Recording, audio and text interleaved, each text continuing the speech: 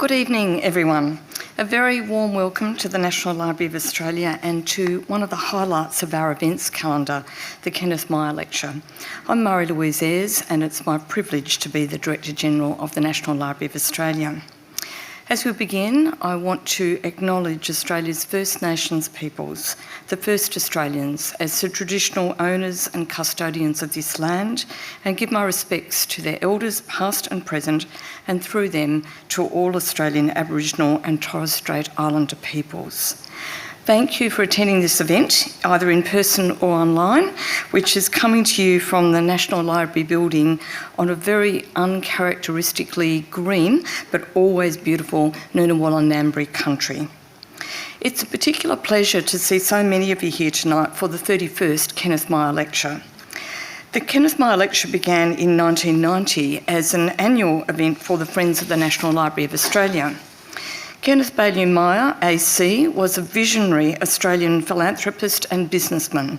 He contributed to an extensive range of institutions and causes through significant personal donations, enthusiastic participation on boards, and his involvement in the Sydney Myer Fund and the Myer Foundation. A generous supporter and long-term friend of the National Library of Australia, Myer was a founding member of the National Library Council in 1961, prior to serving as its chair from 1974 to 1982. In 1989, he was the recipient of the Australian Library and Information Association's Redmond Barry Award for his service to libraries.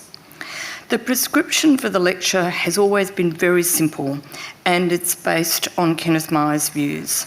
Aligning with his wide cultural and social commitments, he saw the lecture as an opportunity for an eminent Australian to make a significant statement on a broad subject of particular interest to them. He hoped that they would speak their minds and contribute to emerging national debates. The lecture has been presented by a host of eminent Australians, from the Honourable Gough Whitlam, AC QC, to Professor Fiona Stanley, AC FAA, and more recently, journalists, Professor Peter Grester and Ms Laura Tingle. The lecture series would simply not be possible without the support of Kenneth Myer himself, the Myer family, and since 2015, the Myer Foundation. As always, we thank them very much for their generosity. Tonight it's my great pleasure to introduce Professor Megan Davis as our 2022 Myer Lecturer. Professor Davis is a proud Cobble Cobble woman from the Barrungam Nation in southern Queensland. She's a Professor of Law, holds the Balnaves Chair in Constitutional Law and is Pro Vice-Chancellor Indigenous at UNSW in Sydney. Professor Davis was a member of the expert panel on the recognition of Aboriginal and Torres Strait Islander peoples in the Constitution, the work of which informed the Referendum Council operating between 2015 and 2017. Professor Davis chaired the Referendum Council's subcommittee for First Nations regional dialogues and the First Nations National Constitutional Convention in 2017. And since then, she has continued her legal work and community legal education via the Indigenous Law Centre at UNSW.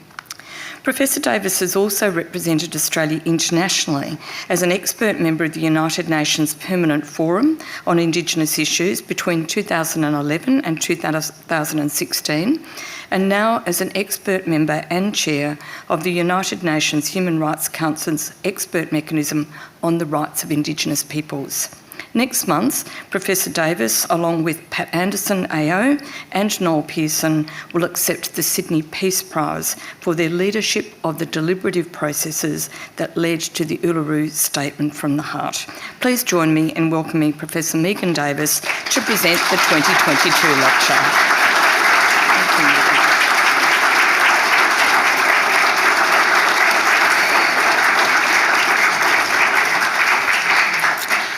Thank you for that kind introduction and also your acknowledgement of country.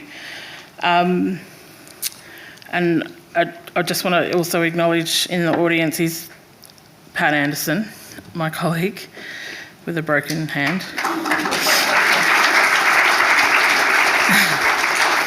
She's also just informed me that she was born in Brisbane, Women's Hospital, which she'd never told me before, so I'm tremendously excited at the fact she's now a Queenslander and has to support the Queensland Maroons in the state of origin.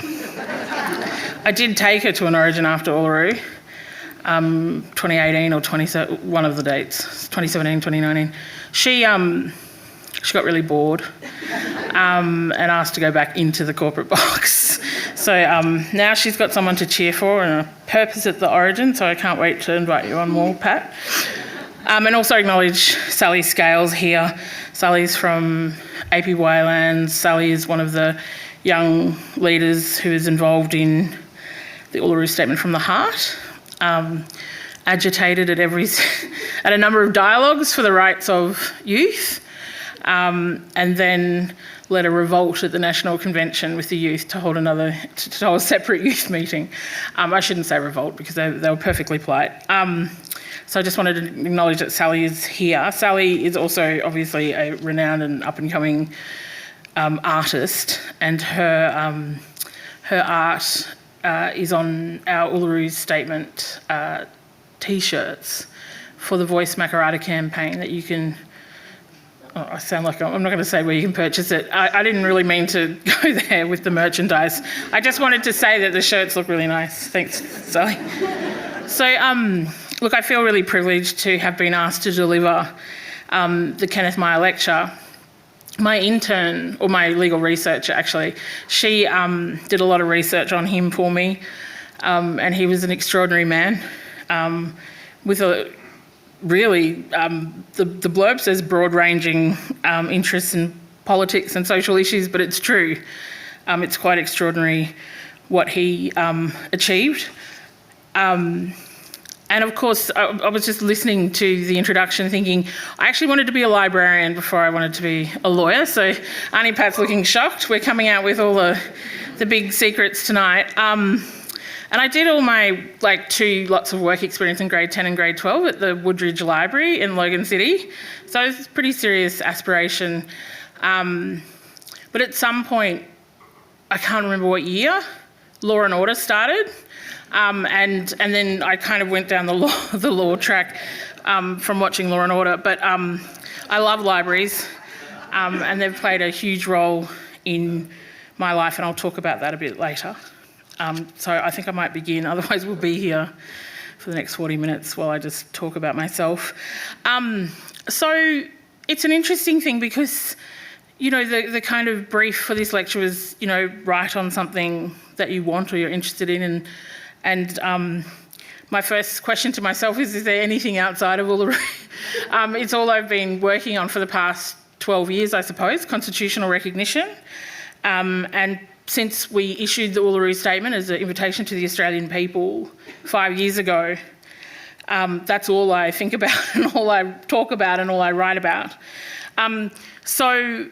So of course tonight I thought, well, yeah, I'll talk about the Uluru Statement, but I'm going to also talk about a few other things that I think might be of interest. When I sat down to write this talk, I was reflecting on, I suppose, the referendum that will be end of next year, and where Australians might stand on that, and how we communicate to Australians the invitation that we issued to them at the Rock on the 27th of May 2017. And so I wanted to do 3 things. So I'm going to start off reading, not the Uluru Statement one page, but I'm going to start off by reading what's known as our story. So the Uluru Statement, many people don't know, is 18 pages long. It's not just the 1-page invitation to the Australian people, it also includes what we call our story, which is an Aboriginal and Torres Strait Islander history of Australia. And it's unfortunately one of the parts of the Uluru Statement that is not often read and overlooked. So those 18 pages include our story, so our history of our people, and also a few pages about 4 on the reform. Why do we want a voice? What will a voice do? So I urge everybody, if they do have the opportunity, to look at the Referendum Council report and read that whole document, which we call the Uluru Statement from the Heart. Our story is emerged from the dialogues, where, as many of you know or may not know, our people didn't stop the meeting but said, before we can talk about the Constitution, we need to talk about our place in this country and Australian history and our exclusion from that history. And so in each dialogue we had to build in an additional half day to allow people to have that discussion about Australian history and how they feel or felt that Aboriginal history and Torres Strait Islander history is being excluded from the story of Australia. And so as I read our story, in the actual Referendum Council report, every single line is footnoted because, as Sally and Pat know, our mob are forensic in ensuring that we are quoting from the right people from the right place. And so you'll see each line has a footnote to where that quote or that statement might have been drawn from. And so that's drawn from all of the 13 regional dialogues, which was 12 around the country and then a truncated version here in Canberra, hosted by the Ngunnawal Council, Elders Council. And then as you listen to our story, for those of you who have heard the Uluru Statement from the Heart, you might recognise that a lot of the language in the Uluru Statement from the Heart actually comes from our people's voices. So a lot of the things that I'll read out are actually replicated in the Uluru Statement from the Heart. So I wanted to start off with a kind of our story, the story of Aboriginal and Torres Strait Islander people. And then I wanted to kind of segue to what we hope will be our shared story through the Uluru Statement from the Heart. And so that's really what I want to talk about tonight. And as I said, just reflecting on who we are as Australians, but I think how COVID and the lockdown actually accelerated a lot of reflection from the Australian people into who we are and their place on Aboriginal land. This is our story. Our First Nations are extraordinarily diverse cultures living in an astounding array of environments, multilingual across many hundreds of languages and dialects. The continent was occupied by our people, and the footprints of our ancestors traversed the entire landscape. Our songlines covered vast distances, uniting people in shared stories and religion. The entire land and seascape is named, and the cultural memory of our old people is written here. This rich diversity of our origins was eventually ruptured by colonisation, violent dispossession, and the struggle to survive a relentless inhumanity. This has marked our common history. The First Nations regional dialogues on constitutional reform bore witness to our shared stories. All stories start with our law. The law. We have coexisted as First Nations on this land for at least 60,000 years.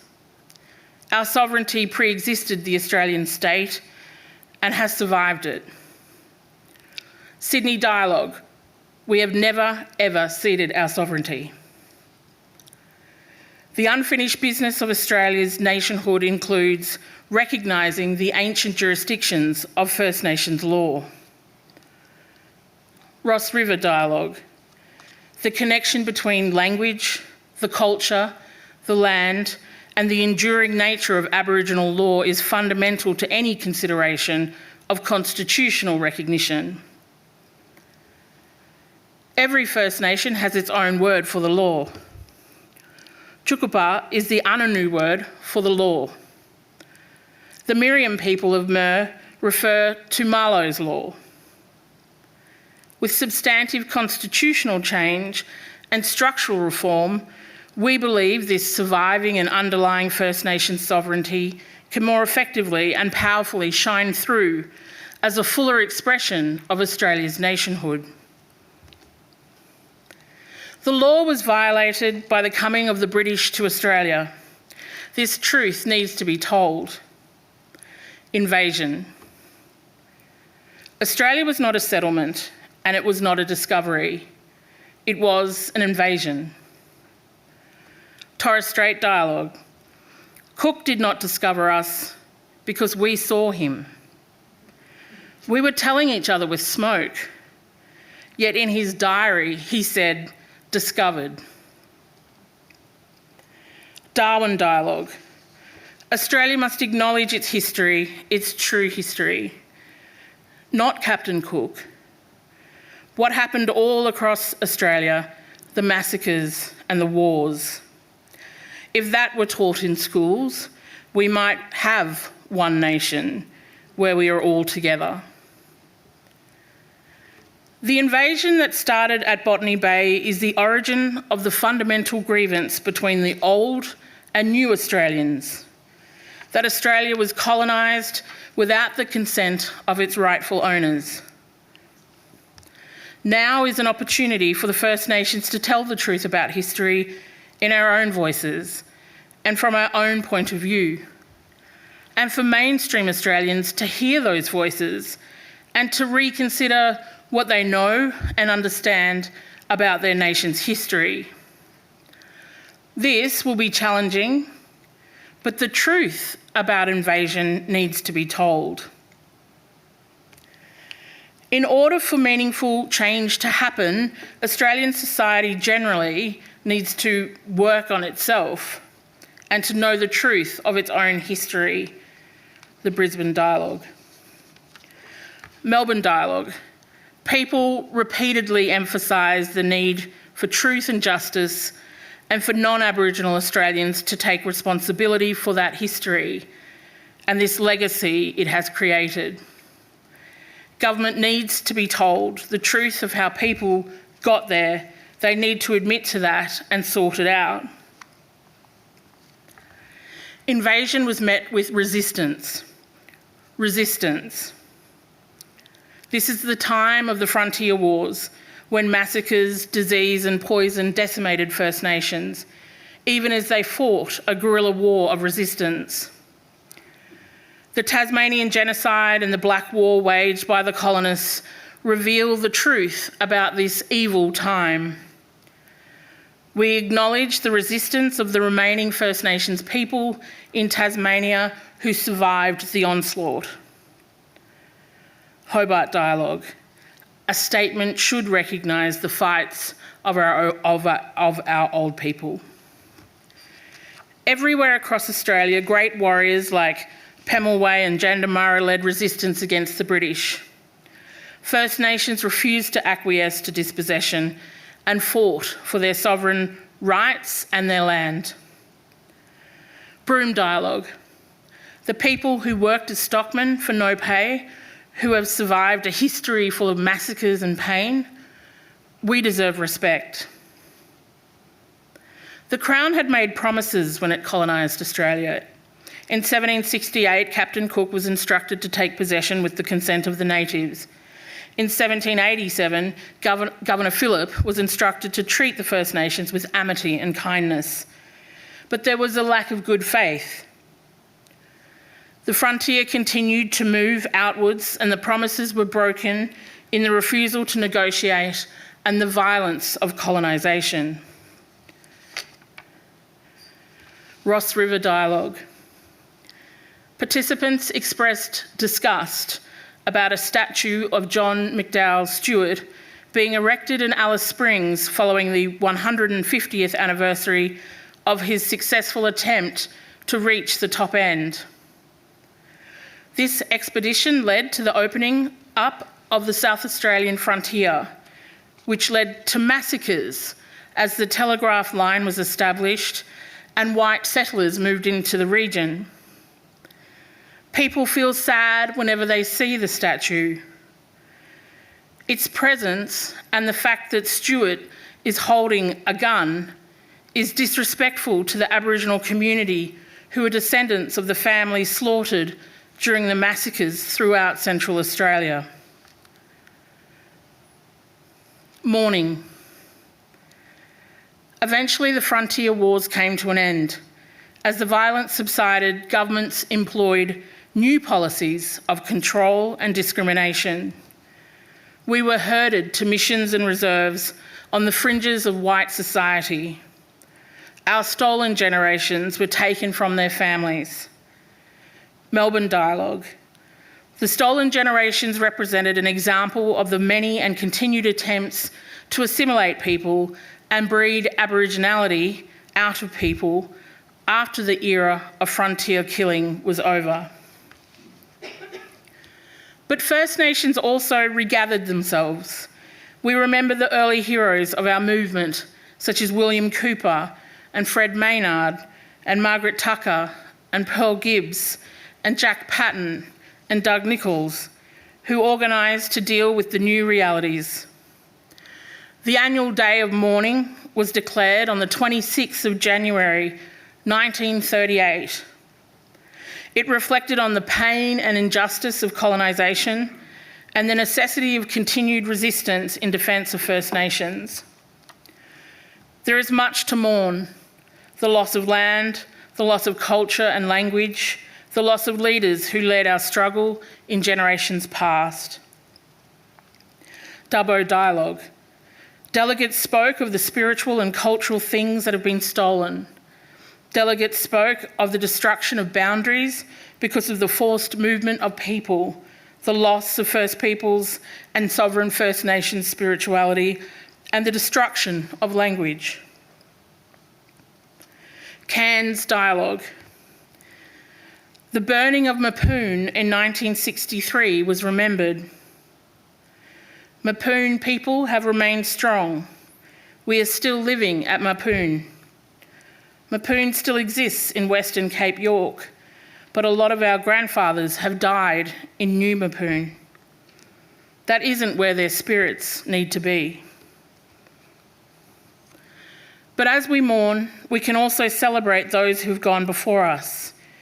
In a hostile Australia, with discrimination and persecution, out of their mourning, they started a movement. The modern movement for rights, equality and self-determination. Perth Dialogue. We have learned through the leaders of the Pilbara strike. We have learned from the stories of our big sisters and our mothers how to be proud of who we are. Darwin Dialogue. The old men and women were carrying fire. Let's get that fire up and running again. And as Pat know, they brought that fire to Uluru, to the rock, for the opening ceremony and closing ceremony of the National Convention. Activism. The movement for political change continued to grow through the 20th century, confronted by discrimination and the oppressive actions of government.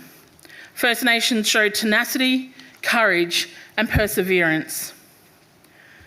Adelaide Dialogue. Those who came before us marched and died for us, and now it's time to achieve what we've been fighting for since invasion: self-determination. Torres Strait Dialogue. Torres Strait Islanders have a long history of self-government.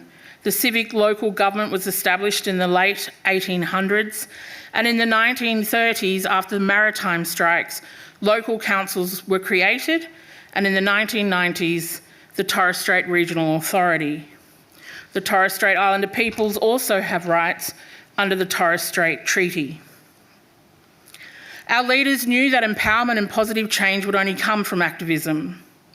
Right across Australia, First Nations took their fight to the government, the people and the international community.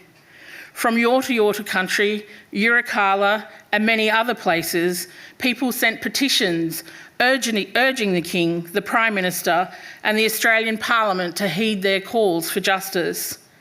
There were strikes for autonomy, equality and land in the Torres Strait, the Pilbara and Palm Island.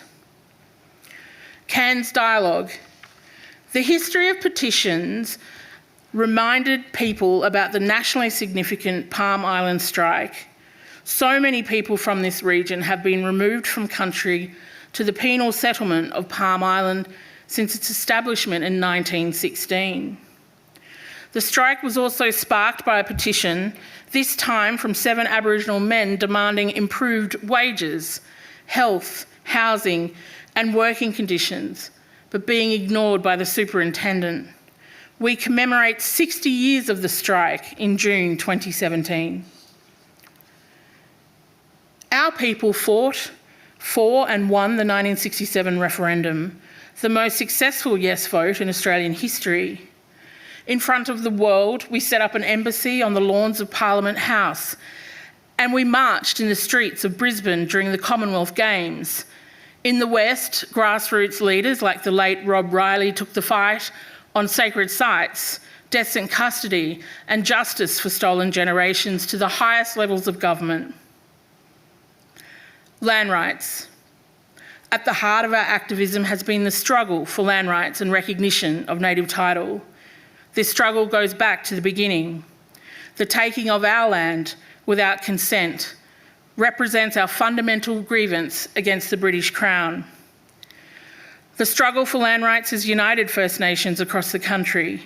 For example, 10 embassy activists down south supported traditional owners in the Territory who fought for decades to retain control over their country. The Yolngu people's fight against mining leases at Yirrkala and the Gurindji walk-off from Wave Hill Station were at the centre of that battle. Their activism led to the Commonwealth legislating for land rights in the Northern Territory.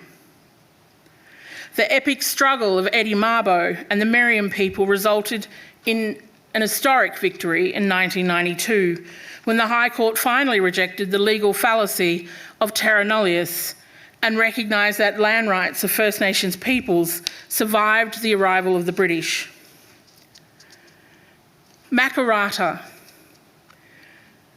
The invasion of our land was met by resistance, but colonisation and dispossession cut deeply into our societies, and we have mourned the ancestors who died in the resistance and the loss of land, language and culture.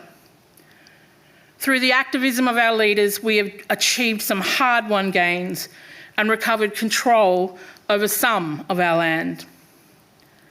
After the Mabo case, the Australian legal system can no longer hide behind the legal fiction of terra nullius. But there is unfinished business to resolve. And the way to address those differences is through agreement making. Dubbo dialogue.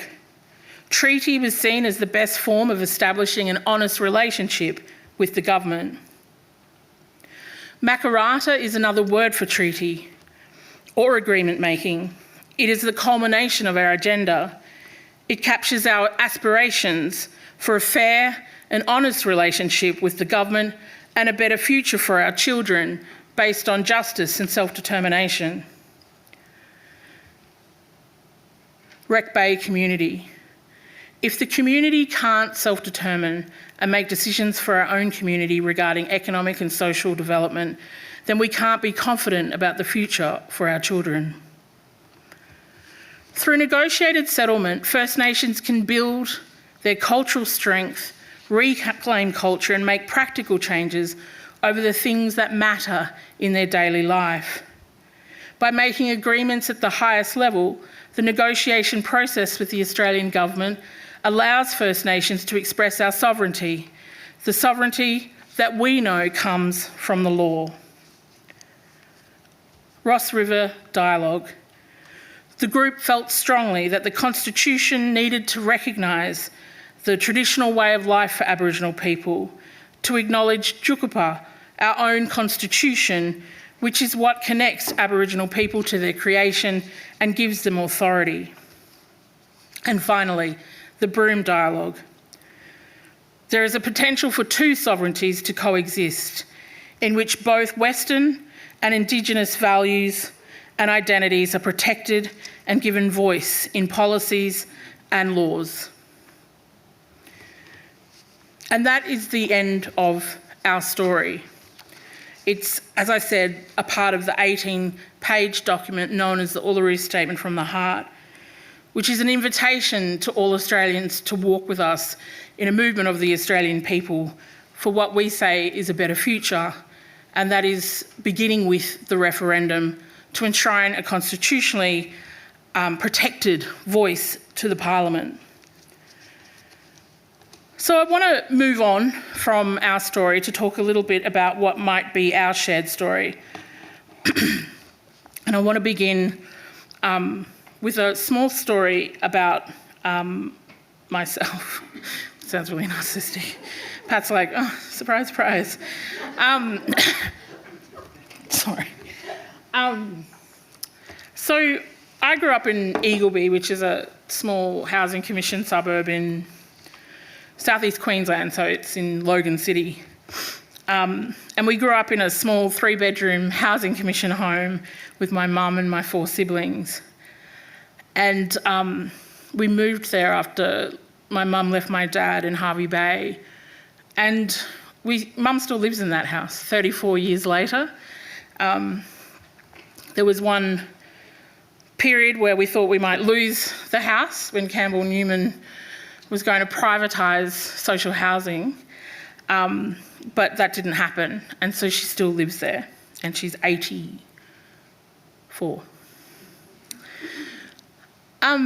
It's very hot in southeast Queensland right now, but also growing up, much hotter than now. The storms only started this week, and it's almost the end of October, and the storm season starts a lot earlier than it has this year, which is, of course, climate change. But I was thinking about, actually thinking about the Queensland Art Gallery and how in our house in southeast Queensland we had no fan and no aircon, which is pretty common for, Pat's like, yeah, for housing commission homes and the underclass in these suburbs. We also had a concrete floor, which always makes me laugh because we couldn't afford flooring, like we couldn't afford carpet or anything, or rugs. But then as I got older and moved away, you'd look at these kind of architectural magazines and interior design magazines, and concrete's like really, really sophisticated and cool. And I kind of wish I knew that at the time. And there was this story that went around our suburb, our housing commission suburb, that we needed to pull the curtains closed during storm season because concrete is like a conductor of lightning. But at this point, like in '86, like mum, like we didn't have many curtains because we couldn't afford them. And so we were always terrified of being struck by lightning.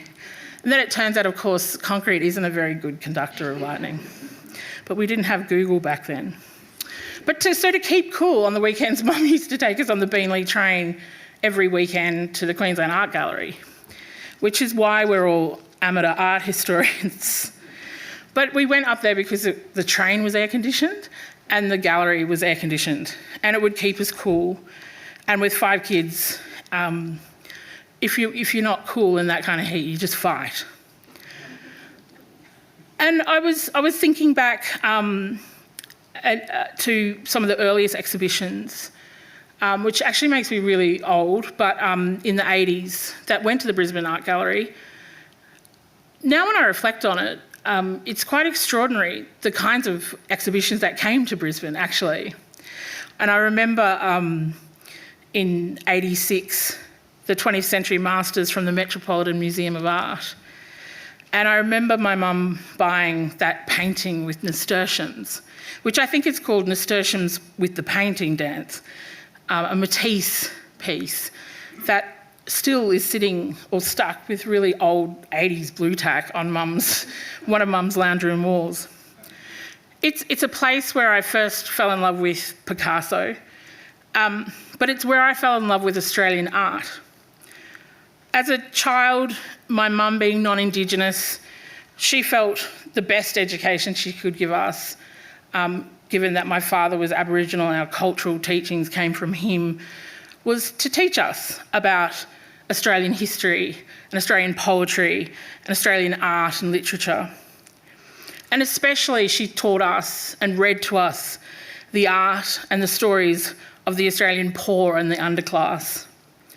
They say today, you can't be what you can't see. Henry Lawson, John Shaw Nielsen, this was such a big part of my childhood. And I was a fierce child Republican, a fierce kind of patriot, which is a weird word to use in the Trumpian era. But for poor kids, to be able to see these kinds of pieces of art live, it's a big deal. It has such a profound impact on the way you think and who you become. And I mentioned earlier the libraries. It's the same with the Queensland State Library. We used to go every weekend from grade 10 to grade 12, catch the Beanley train up, head up to the State Library, and that's where we would study on Saturday and Sunday, catching that air-conditioned Beanley train up and back. But I wanted to talk about Frederick McCubbin because it's my story about myself is actually a segue to something that had a really profound impact on me during the COVID lockdown. So the Queensland Art Gallery brought up a Heidelberg exhibition of Streeton and McCubbin, and in particular it was my first exposure to On the Wallaby track and Down on His Luck, and I really loved McCubbin's paintings. I still have the bookmarks from that art gallery exhibition in the 80s when I was a kid, and I have my name written on it in pencil on the back of the picture. And I wanted to talk about it in the context of a painting that came upon my way just as we'd headed into lockdown.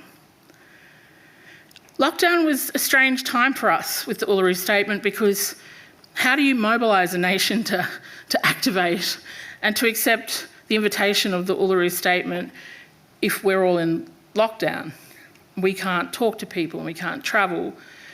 We adapted though, didn't we, Sally? Friday night Zooms and everybody became quite... But we weren't... How do you talk to the Australian people about something so profound as the Uluru Statement from the heart? And another thing happened in the COVID period that again we really reflected on in the context of what do we do about not being mobile and educating Australians on the Uluru Statement from the heart. And that was this proliferation of acknowledgements of country that happened in that first year of lockdown and has continued ever since. In the Zooms and the Teams and the Skypes and the WebEx and there's so many different platforms that you used to have to ring into. But everybody would begin by putting in the chat the country on which they sat or the country in which they lived. It was a strange phenomenon for a lot of blackfellas because it seemed a little bit over the top. And just prior to lockdown, I'd written in the Monthly an essay about the futility of acknowledgements of country. But as we reflected on it more, we thought about it in the context of what the Uluru Statement from the Heart presents for the Australian people, for who we are as a nation. It got really intense at some points of 2020, I think, the acknowledgements. I remember at my university that the Commonwealth had left universities alone, as many of you would know, out of JobKeeper. So we had mass redundancies and restructures. And I remember being a manager going into a workplace change briefing where they were training us to make people redundant. And this external private agency starts off by doing an acknowledgement and then everybody starts putting their where they're from, their country, into the chat. And I remember sitting there thinking, this is not what acknowledgements are for. But what was it about acknowledgements that in that time when Australians couldn't leave the house, and I accept that there was it changed across the course of the year, but this was occurring when no one could leave. I was in New South Wales, so I know it was much more difficult for Victoria, but let me not get into the nuances of the lockdown and the lockdown legislation. But when you can't put your feet on country, what that does to people, what that does to a community, what that does to a society, you know, who are we if we're not that flying kangaroo? Who are we if we don't see ourselves in the eyes of people overseas? And we see ourselves as that, this affluent country, the takeoffs and the landings. Who are we if we're not that? Who are we if we're grounded? And we thought then that there was some value in the acknowledgements, in that it enabled Australians to reflect, okay, if I can't go overseas for this year or possibly 2 years or longer, the uncertainty was extraordinary for everybody. Then I'm Australian, and what does that mean? What does that mean if you can't put your feet on country? Who am I?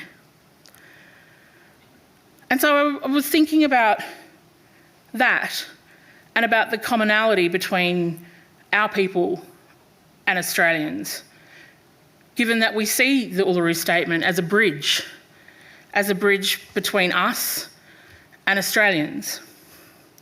I'm just going to put up a piece of work that at this time had appeared.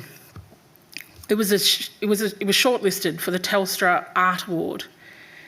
And I was really moved by it. I was overwhelmed by it because of my love of McCubbin. But what I found really fascinating was this artist, whose name is Amala Groom, an Aboriginal artist, a Wiradjuri artist. The bulk of her work is very much about sovereignty and about resistance. And I thought it was such an unusual painting for her to move into a space in which she's drawing upon universality and commonality between us, our people, and the Australian people. And I mean, I stalked her that year. I was obsessed with this piece because I'm like, there's something in this piece, something that speaks to what we're trying to achieve in terms of the Uluru Statement from the heart. She tells a pretty interesting story about why she painted it and how she painted it. And she said that she was walking past an Aldi shop, and in the car park there's those bins where they put rubbish, and leaning up against one of the Aldi bins was this painting. But not with we are all in this together, of course. And she was really taken by the sight of this bushy, she called him. She says that it resonated with her, and this painting really took off in the COVID period, but she painted it because of the bushfires. She painted it because of a palpable feeling that she was getting among the Australian people that government isn't listening to what Australian people want or say. She said that, she found it discarded in the Aldi car park, and she said the discoloration of the print she found reminiscent of Picasso's blue era or blue period, and that his monochromatic tonal years stooped in depression and ironically now reflected more so across McCubbin's already sombre subject. And she said this, which I was really taken by. She said it was so faded and he looked so sad, this old bushy. I just hugged the print and said, "It'll be all right, mate." She said, "I just wanted to hug the bushy." She said it was her way of hugging Australians and Australian history and saying, it's going to be all right because we have survived.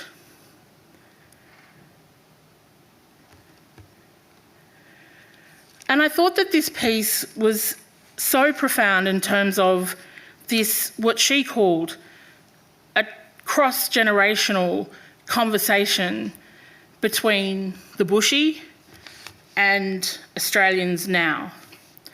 That feeling of being abandoned by the people who are meant to protect you. Bushfires, rural infrastructure, the failure of government to hear.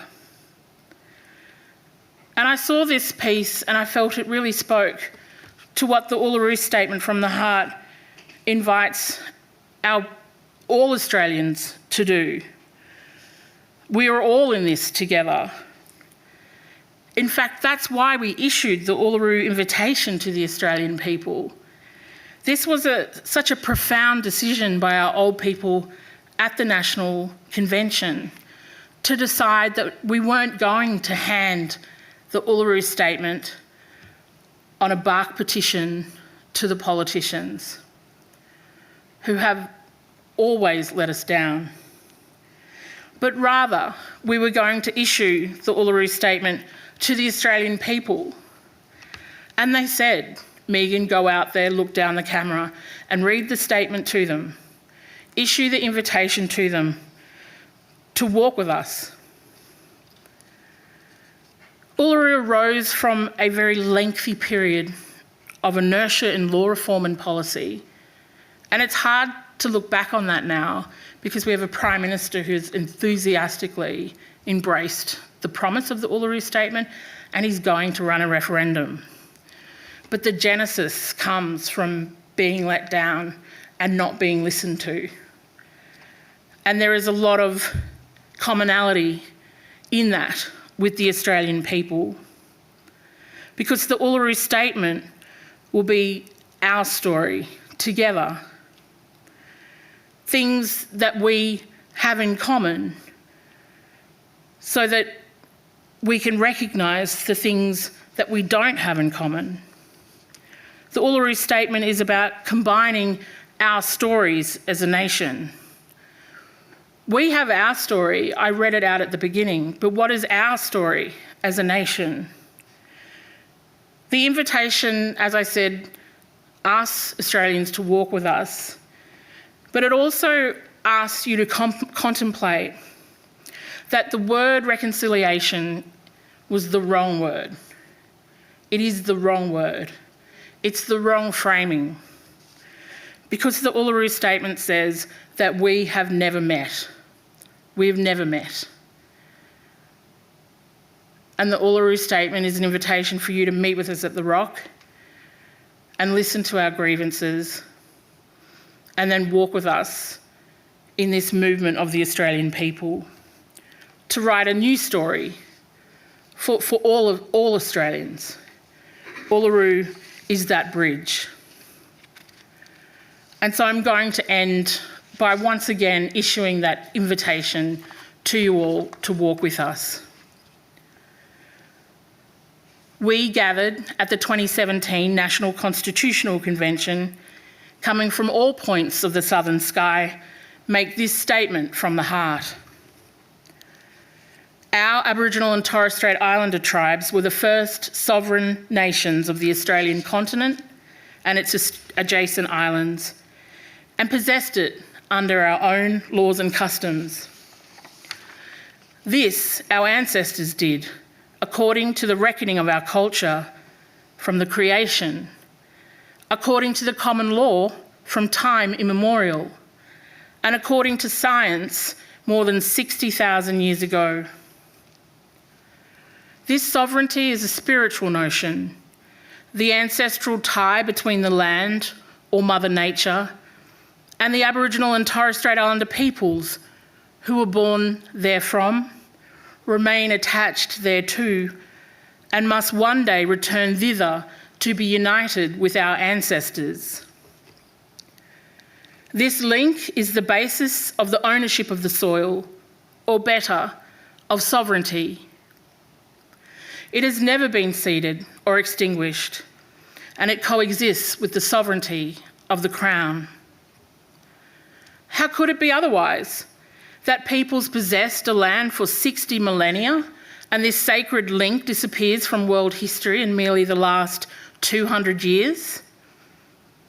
With substantive constitutional change and structural reform, we believe this ancient sovereignty can shine through as a fuller expression of Australia's nationhood. Proportionally, we are the most incarcerated people on the planet. We are not an innately criminal people. Our children are aliened from their families at unprecedented rates. This cannot be because we have no love for them. And our youth languish in detention in obscene numbers.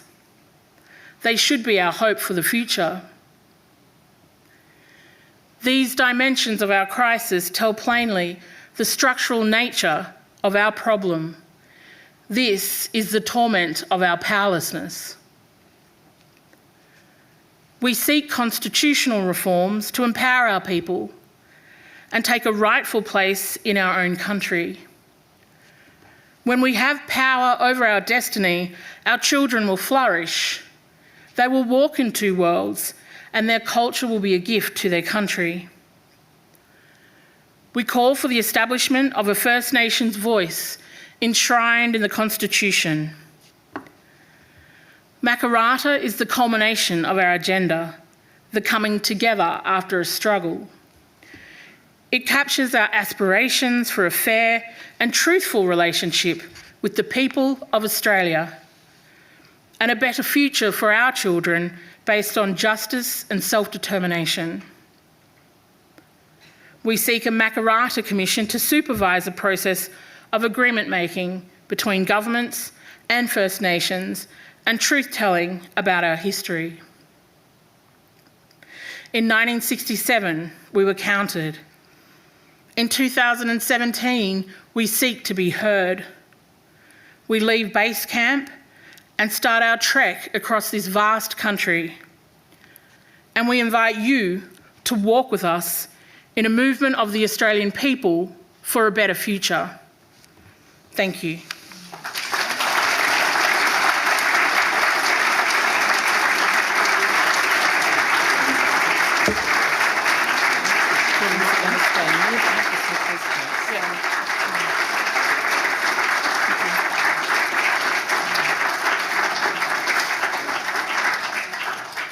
Thanks very much, Megan, for a really thought-provoking lecture, and particularly for the way that you've focused on this amazing artwork, which has also acted obviously as a kind of a bridge between different kinds of dialogues. It was a fantastic story. I was actually reflecting on the fact that you wanted to be a librarian, and thinking what might have happened if you'd seen the librarians before Law and Order. But on a more serious note, I guess that earlier on Megan was talking about the long history of activism in this country, and the collections of libraries like ours are full of the records of this activism, whether it's through published newsletters, or it's through flyers, or it's the personal papers of great leaders, including, of course, Edward Corky Mabo. Our libraries are full of these rich documentation of exactly that struggle. There is no way to ignore the activism of Australia's First Nations peoples for a long, long time. And the really satisfying thing for those of us who work in libraries now is that peoples around the country are using those collections to tell their own stories in their own voices, to seek that redress, and in particular to tell the story of resistance. So we have a small part to play, I think, in being the custodians of a small part of that activism, and it's something that we're proud of, and that we take that responsibility very, very seriously. I think that, of course, Megan's also given us a lot to think about in terms of the really important democratic processes that we will all be asked to participate in at the end of next year. In a conversation last week with the Myer Foundation, the chair, Rupert Myer, asked, what are Australian libraries going to be doing in relation to the referendum, which I think is a sign that nothing really has changed in terms of how the Myer tribe think about their role in this country in terms of asking questions like that. Now, we do have some time for questions. Those who are regulars know that if you put your hand up, we'll bring a mic to you, because otherwise the people at home can't actually hear your question. So we've got mics on either side of the theatre, and Luke is going to give me the word right. Okay, that's fine. It was just if we had online questions, he was going to rush them out and give them to me. So, okay, folks, don't be shy. It's your opportunity to ask Professor Davis a question. Okay, in the middle there.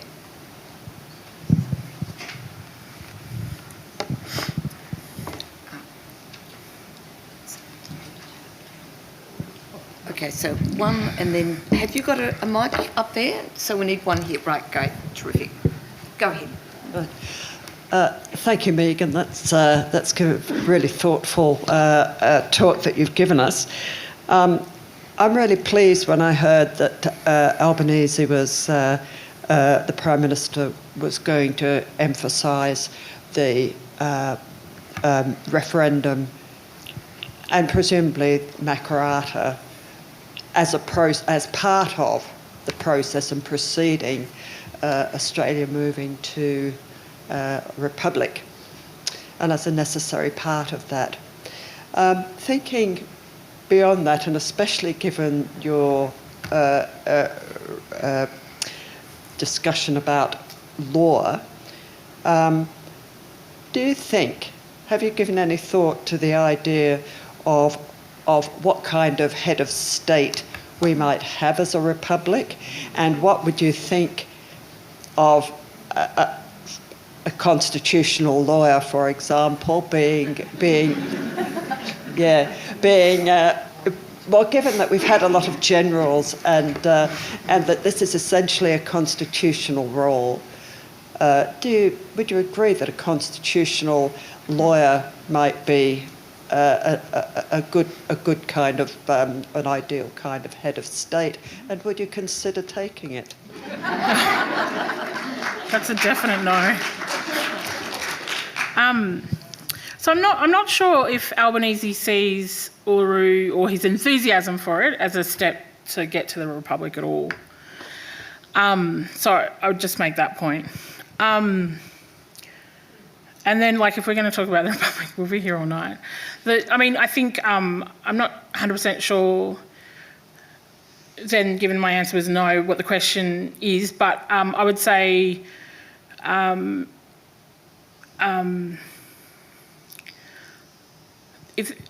So what I think is that if Australia is going to embark upon a republic, an exercise to become a republic, they need to go out to the Australian community now and have that conversation with who Australians are now and not who Australians were in 1999. It would be my first point. I think the census statistics show how dramatically changed. I love that someone put their alarm.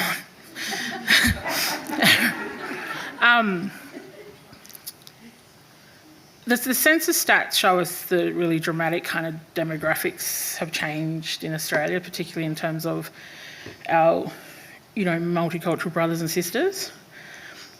And I always felt the Republic model was so minimalist. That's not to say, I understand in political imperative, that is to say, you're not going to go big if you've got politicians who have a really minuscule idea of what a republic is. But I think process matters, and I think you've got to have that conversation with Aussies, so they're going to have to start again, as far as I'm concerned, before we can get to a point where we feel comfortable that people want it. I know what the polling says, but people need to be involved in that conversation to feel like they have some ownership. And right now, the ARM, it just looks like rerunning 1999. And I'm just not sure if that's wise.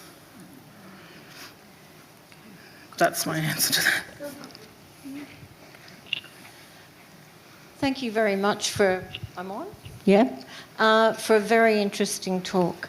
I'm coming from the point of view of a retired senior college teacher. prior to the Howard government coming to power, many senior colleges were actually teaching about the Indigenous experience through literature and also through history. And I feel an essential part of leading up to the debate, the acceptance of the voice to Parliament is going to be for the education of many Australians. Then we had the Howard government come to power and the nationalisation of the history curriculum and the attitude of the black armband teaching of history, and history teachers and literature teachers, we snuck it into literature, were very constrained in what they could teach. I'm not au fait with what's happened since the election of this government or during Morrison's time, but has education broadened, and do you see that understanding of Indigenous experience as essential to the general Australian public? That's a good question. Look, I only teach constitutional law students, so I can't really speak to what the curriculum's doing now. I'm across the debates in relation to the kind of post-Howard curriculum and also the most recent iterations of what that looks like in terms of fencing in what people can and can't teach. It's come up, so I'm on the referendum working group that they've set up to prepare for a referendum, and it's come up. I can't tell you anything substantive about how that might change or what the Department of Education is going to do. But of course it's important. I mean, there's two components really. One is the history element, and there's many ways of being able to teach Australians that, both in the classroom but also outside of the classroom, in terms of how Australians consume their news or their information now. I had a second point. Civics. So the other part is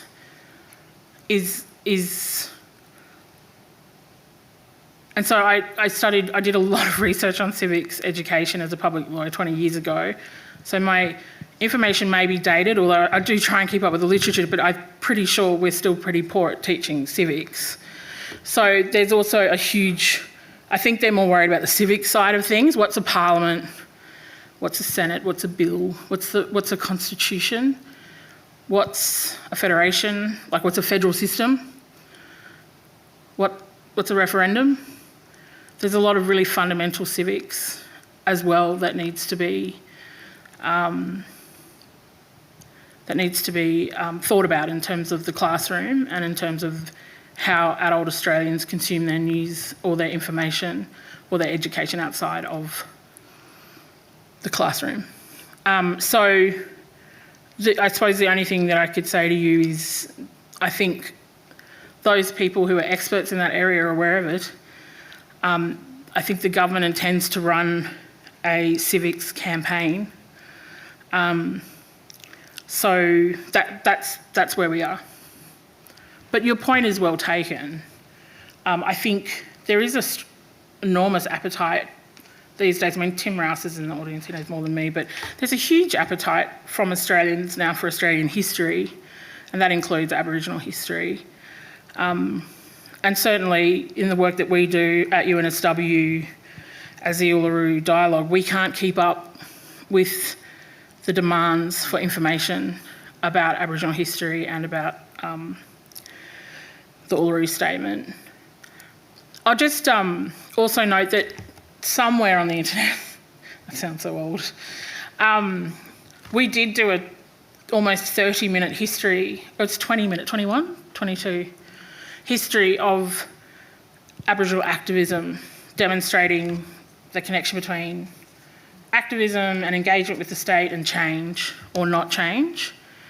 And it kind of follows the trajectory from kind of the invasion, the conciliation period, the frontier times, then the protection era, then assimilation, then self-determination. And so it shows that trajectory of the way in which law and policy has had this huge impact upon how Aboriginal people have lived in their lives, how the law has dispossessed and subjugated, but also that notion of how the law can redeem. So that's available somewhere on the internet, on YouTube. In addition, so we showed that in the dialogues, and then we also have a 10-minute civics. What are they called? Films.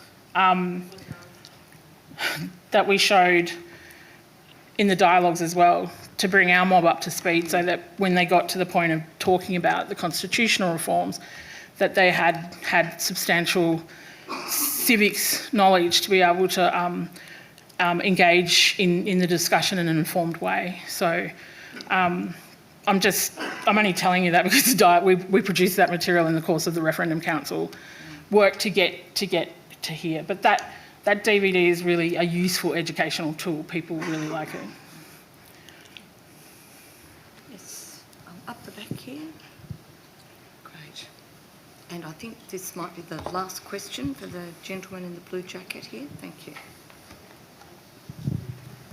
Thank you very much for a wonderful talk. I'm really curious about what you call it, the use of your words, like the Uluru Statement from the heart, and it sort of flows like water and it feels light like air.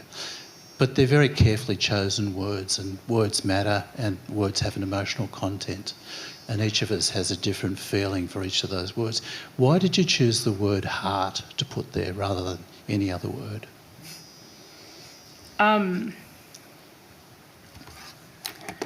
There's a number of answers to that.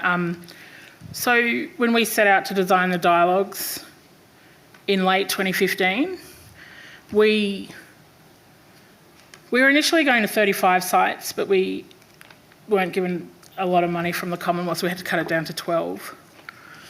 But we had decided we would have the last meeting at Uluru in the heart of the country.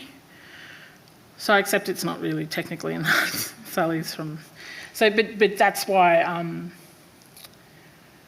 we wanted to go somewhere that was spiritually significant and had significance to many mobs that had traversed and travelled there and met there or were related to people from there,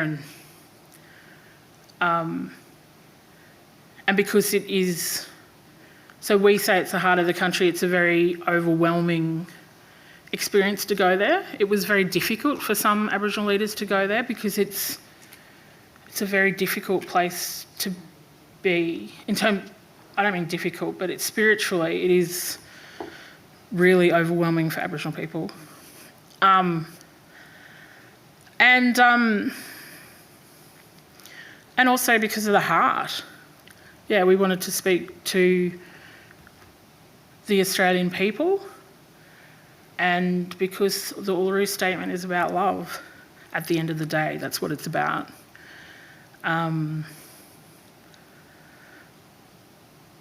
It's about love.